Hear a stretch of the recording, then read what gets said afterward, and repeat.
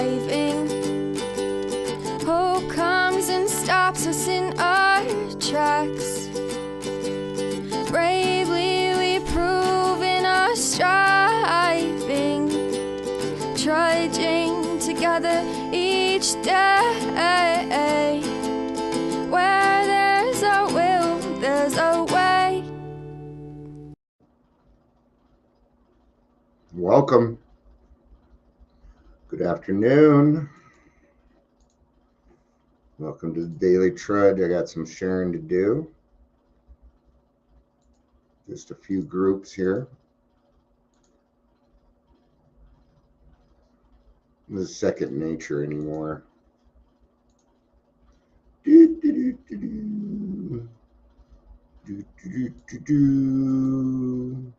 Sometimes I get this all done within the theme song, but not when I have Instagram also. That's impossible. And Instagram's like, oh yeah, Dion, we're liking what you doing. I guess so. That's people on looks like we got oh, Amber's here. I already know Amber's here. I'm blowing people's anonymity. No one's here that I know of. Okay.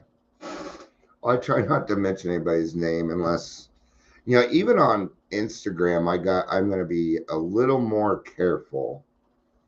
Like if I don't know the person, because it lists their name as soon as they come on and I welcome them, which is but in an anonymity world, maybe I'll just say, welcome to everybody joining. I don't know. Got to figure out what's right. If you have any suggestions on that, please let me know. What would you feel comfortable with? Would you feel more comfortable if I just didn't say your name at all? A lot of people that listen to me they don't care. All right. But you know what? That's actually the thought process of a black sheep and of a scapegoat. It's odd because the scapegoats are thought of as the bad people, but we're actually the ones that usually save the family. You were usually the more responsible ones in the beginning. I'm going to explain this. Let's get to it. Welcome to the Daily Trudge.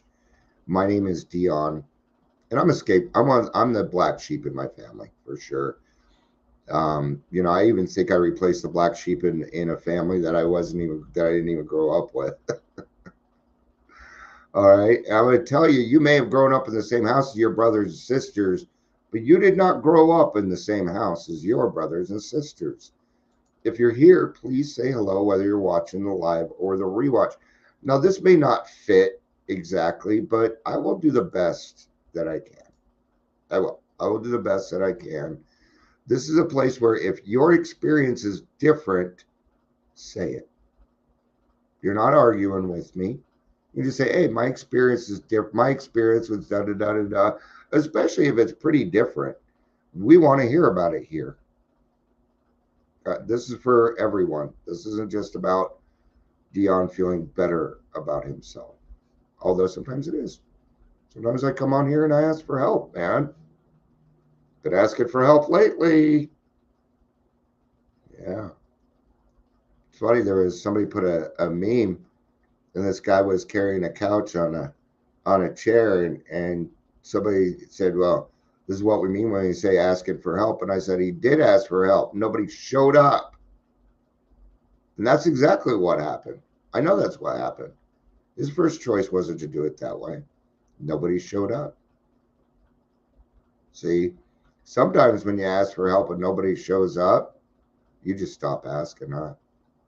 That makes it even harder. But gosh, it's kind of confusing when you're an alcoholic because you want help, and then when they try and help you, you slap it away. And whoo, wait. Let's get to it.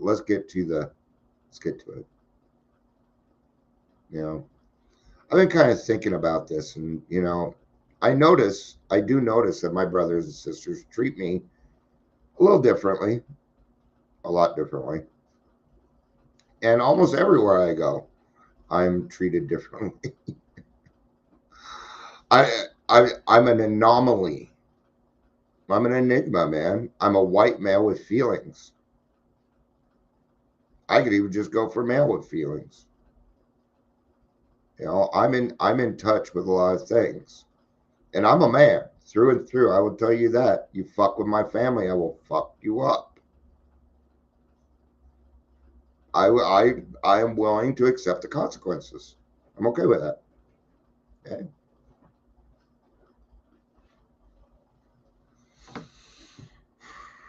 So I had two older brothers and a younger brother and a younger sister that I grew up with. And my oldest brother, he didn't really come live with us until he was a little bit older, and I didn't live with him for very long before I was gonna removed from the house. But you know, even with him, I remember once he was walking down the street and some guy jumped out of the car and beat the crap out of him for no reason. And I was thinking to myself, yeah, no reason. What did you do, you dumbass? And I got revenge back on this guy. You don't fuck with my family. This guy didn't scare me. My older brother was a wuss. So I took that motherfucker $500. I tell you something, 1986, $500 is a lot of money.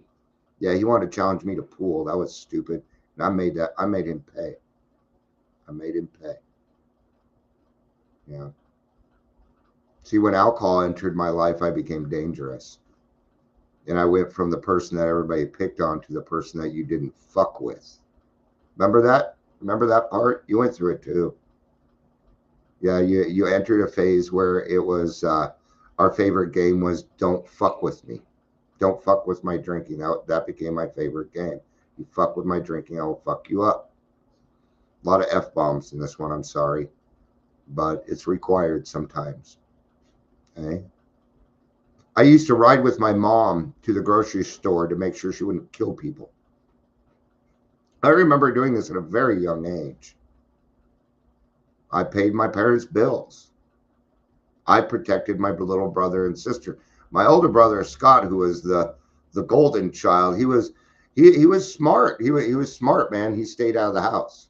That way he didn't have to do any of those responsibilities. Now we're a little bit older, right? And things are a little bit different. You see, I still have this parental connection to my younger brother and sister. There's a parental connection there. I taught them math. I taught them a lot. I don't know if they remember or not. Okay. But you're the protector of the home. You're the only person in a dysfunctional family that actually knows the fucking truth. And this is what sets you apart. This is what makes you a scapegoat. See, when you go against the conformity of something, even when it's wrong, the backlash is great. Even when it's wrong. Okay? It's called the Abilene effect. When a group of people submit to popularity, even though they know it's the wrong decision.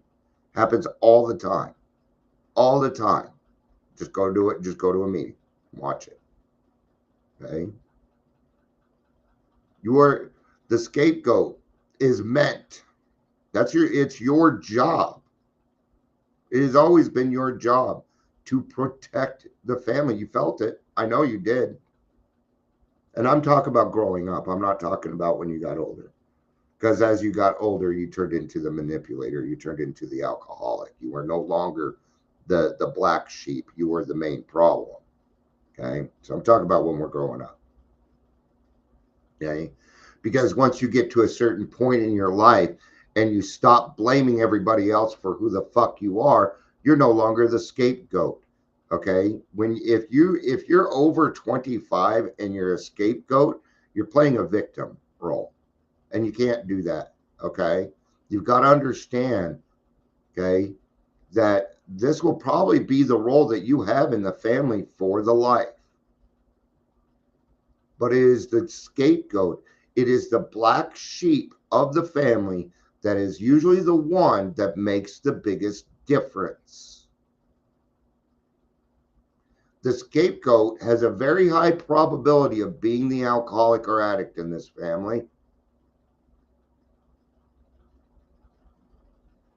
I know you feel it. You feel it. Even when you see, and I know you're a protector because you'll see videos. You'll see, I was watching this video. This little girl was just walking down the street lost. I was ready to cry my fucking eyes out because she was lost. I know what that feels like to be totally alone, that small in this big fucking world, and no one's around. I know what it feels like. We scapegoats and black sheep have a deep empathy. You may not use it. It may be, you know what? Your empathy may fuck with you until you realize that it's your empathy. It means you feel deeper than other people. And that in and of itself will always set you apart as a distinct entity from everyone else. We call it alcoholism, but that's just the word. Alcoholism means that you can't handle your alcohol. That's what alcoholism is. But we are more. And anything clinical will not be able to touch or even talk about this, even though this comes from a clinical thing. So I'm using this as an example, right? But look at all the names we're called. Scapegoat, black sheep, alcoholic, drunk. Now they want to add on disorder. Refuse to accept it. Refuse to accept it. My wife is messaging me. Okay. It's nothing. I just had to make sure. She comes first, man. She comes first. John. I remember I was on pass. Actually, I was over at my friend Mike's house. And my parents asked me to come over. I'm like, fuck, whatever. So I got on my skateboard and rode on back over the house, and we sat down, and I knew what was going to happen. I already knew. This was not new news to Dion. And my parents, well, my mom and the man that raised me, said that they were going to get separated, where they were thinking about divorce. And I'm over here going, hey, why are you beating around the bush? You're getting divorced. Yay. That's what happened in my head, because I didn't like my stepdad. I thought he was totally wrong for the house. I just did. He was totally wrong for my mother. You know, they didn't match. And even to this day, I wonder what the fuck that was about. But so, you know, now that my mom is newly sober and we're living this new healthy lifestyle, you got to remember, I've been treatmentized by this time. I already been going to therapy for a few years, and so this was nothing new to me, going around in a group and being honest and open about our feelings. But they were not going to get the answer they thought that they were going to get. Okay. And to this day, my older brother will not have a family meeting because of this meeting. Denial, complete denial, man. He won't grow up. He's got a master's in psychology. But yet, yeah. He's a good guy. He is. Servant's heart, big time. Big servant's heart. Yeah. He's a really good guy. My older brother's a really good guy. Does a lot for the community and doesn't take any fucking credit. That's what I love about him. But anyway, so it came around to me, and I said, well, you know, it's about fucking time, because you two are miserable. You make the house miserable, and you've ruined all of our lives. Can I go back to my friend's house now? Because I don't see why I'm here. And I left. Fuck them. And to this day, I'm not going to apologize for that. I'm not. And I'll tell you why. Because at that point, I had found out that they had already given up their rights to me. They didn't even have any right to tell me to come back to the house. I did it out of the kindness of my heart. Fuck you. That's how I felt. That's how I felt. Fuck you. See that indifference? See what happens when a scapegoat and a black sheep starts to become indifferent? As much good as we can do, we can burn the world. We can burn a community to the fucking ground all by ourselves. We're dangerous. Dangerous people. Okay? I didn't get kicked out of my school. I got expelled from the district. Oh no. I would get school and they would suspend me. Oh no. I was so depressed about that. They gave me everything I wanted. Oh, you're not going to go to school? Then we're not going to allow you to go. In my mind, I'm thinking, wow, this is the best. I get to stay home. I didn't care that I was grounded and had to pull weeds. I didn't have any friends. The fuck did I care? I was always home anyway. I didn't care. There was one year, you know, my daddy was like, if you get good grades this year, I'll send you out to Vegas so you can go hang out with your friends. Well, these people weren't my friends. No, those were my brother's friends. I didn't like the people. He was one of my bullies. I'm like, you guys didn't. He was an Eddie Haskell. And I've told my mom this too. She's like, I still love that kid.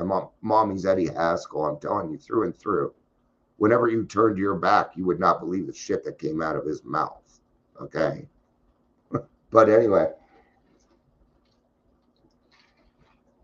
So my brother gets really good grades.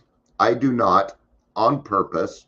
And my dad's like, well, you're not going to Vegas. And I'm thinking, yeah, you got to put up with me for this summer. I didn't want to go to Vegas.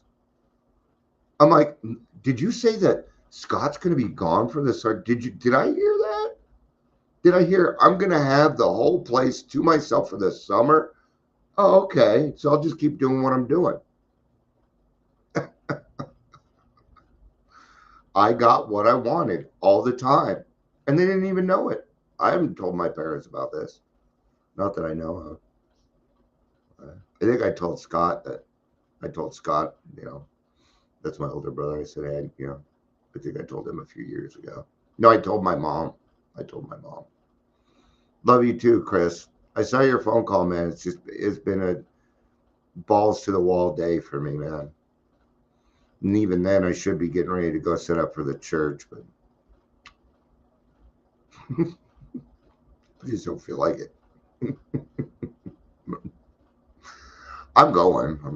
But it's going to be half-assed today because it's going to be half-assed today.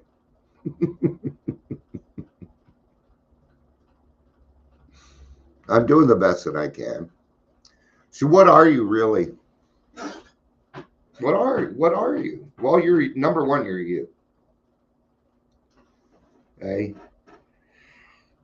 And why do I keep coming on here and rehashing this? Because I know, see, and I know because I'm there, because I experience it. There's more. There's more. You know, that's kind of that's the thing, yeah.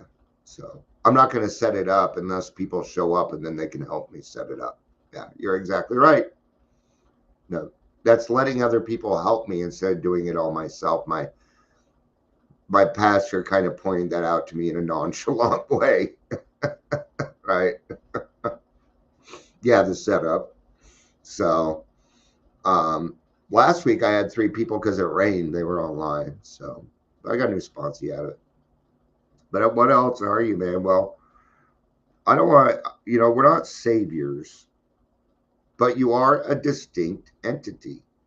You are somebody that is set apart from this world, that is supposed to do things in this world. Now, you have a choice. You have 2 options. You can either destroy it or you can make it better. You don't get the leave it alone option.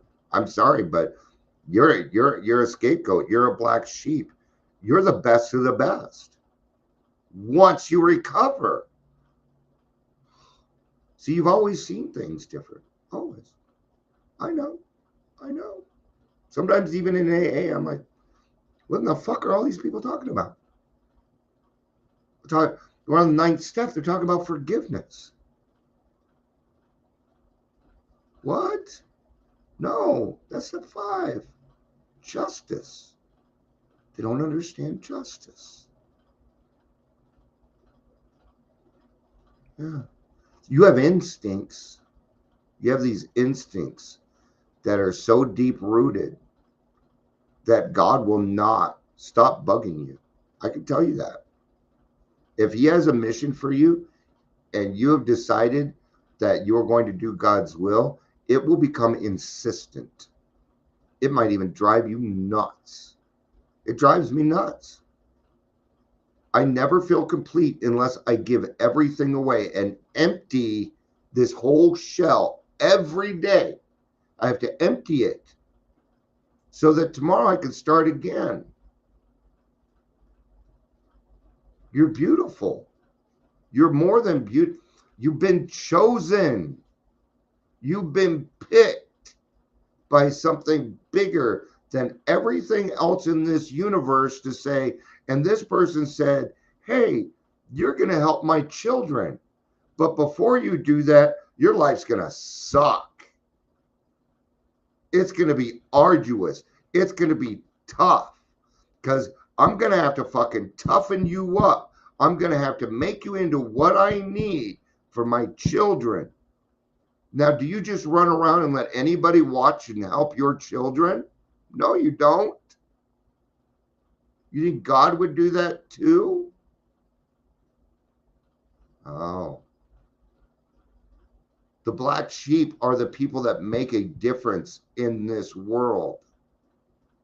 The scapegoat. These are the people that make differences in this world, man. I watch it all the time. Look at Robert Downey Jr., man. Back when he was younger, all you ever heard was about how Robert Downey Jr. was in trouble again, and everybody thought it was fucking funny. Oh, so entertaining. While he is destroying his own family's life, this is not funny at all.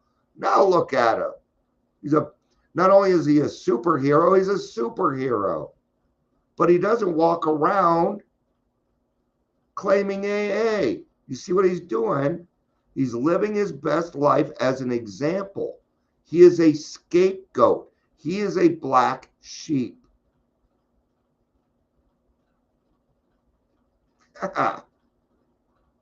You're all fucking Iron Man. All right. A lot of matching numbers there at once.